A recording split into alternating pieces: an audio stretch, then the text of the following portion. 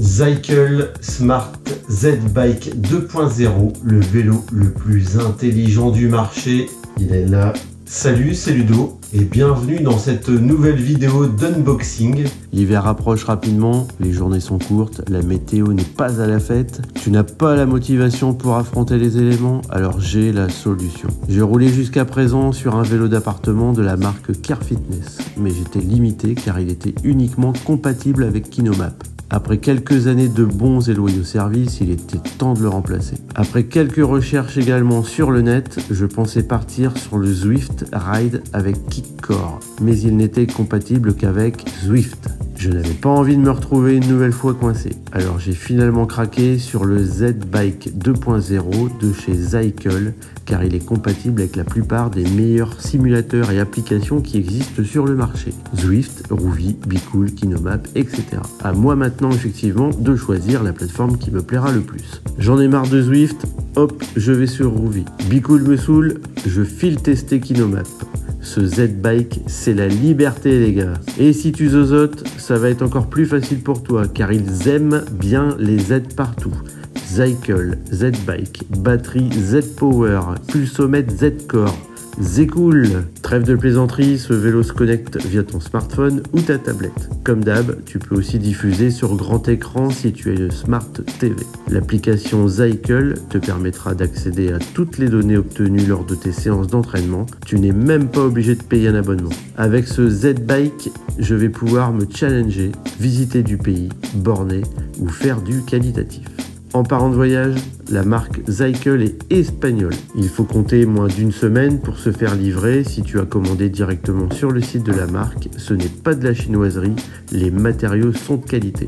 Pour info, il existe également une seconde version de ce Z-Bike, le modèle Free, avec corde de roue libre qui permet de retrouver la même sensation que sur ton vélo de course pour encore plus de réalisme. Car pour être honnête, c'est assez perturbant la première utilisation sans roue libre. C'est comme si tu roulais sur un fixie. Ce sera à toi de faire le choix avec ou sans roue libre. Je te mets toutes les infos et les liens en description si tu veux en savoir plus. Autre point important qui a fait que j'ai choisi ce vélo, c'est son silence d'utilisation. J'ai visionné quelques vidéos de présentation et c'est ce qui m'a le plus marqué. On peut profiter pleinement de la simulation sans être perturbé par des bruits parasites. Tu sais, ce petit bruit de grincement qui se propage dans le cadre carbone et que tu mets des jours, voire des semaines à trouver d'où ça vient. Là, pas de souci. On ne risque pas de déranger sa chérie pendant qu'elle regarde ses séries.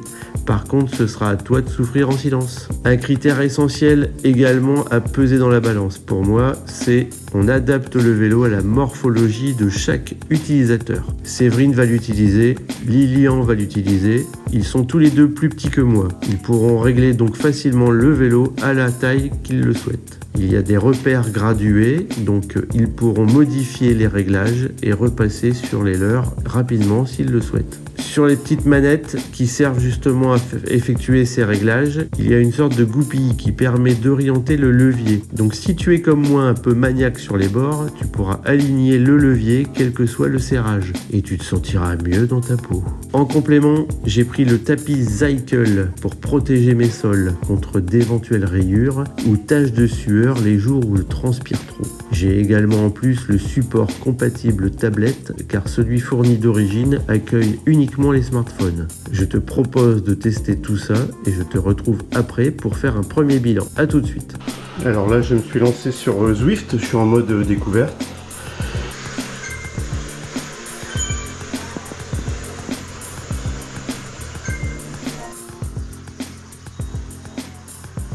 Alors, petite déconvenue avec MyWatch. MyWatch, en fait, il n'est pas compatible avec ma tablette parce que ma tablette, elle est trop ancienne. Donc du coup, je suis un peu coincé. Et donc là, MyWatch, je suis obligé d'installer sur mon téléphone portable parce qu'il est plus récent. C'est un iPhone 15, donc j'ai pas de souci avec celui-là. Mais par contre, avec la tablette, je crois que c'est un iPad 2 et celui-là, il est déjà obsolète pour l'application MyWatch. Et en attendant, je vais pédaler sur KinoMap, comme ça me permet de tester les différentes plateformes. Alors, je suis sur KinoMap. L'idée, c'est de faire une petite séance tranquille, assez courte, histoire de découvrir le vélo et pas de KinoMap parce que ça, je le connais très bien.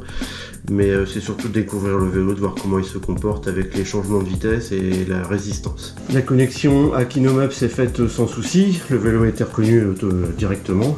Donc je n'ai pas de souci d'accès puisque je suis abonné à Kinomap. Les autres par contre c'est plus du test. Je n'ai pas activé les mois gratuits, mais on a toujours des périodes un petit peu d'essai, de découverte. Donc pour l'instant j'en suis là. Séance Kinomap terminée. Maintenant je suis donc repassé sur mon téléphone pour MyWatch.